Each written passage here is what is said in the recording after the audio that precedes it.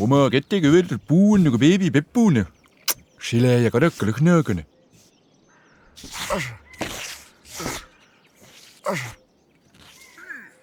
Vanaisa, kust ta pärit on?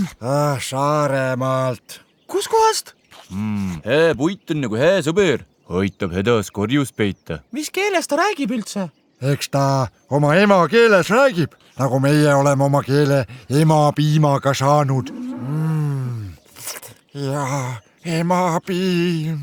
Vaene saarevana, kui ta siin meil tööl käib ja keelt ei oska, siis ta ei saa ju lafkast jäätistki osta.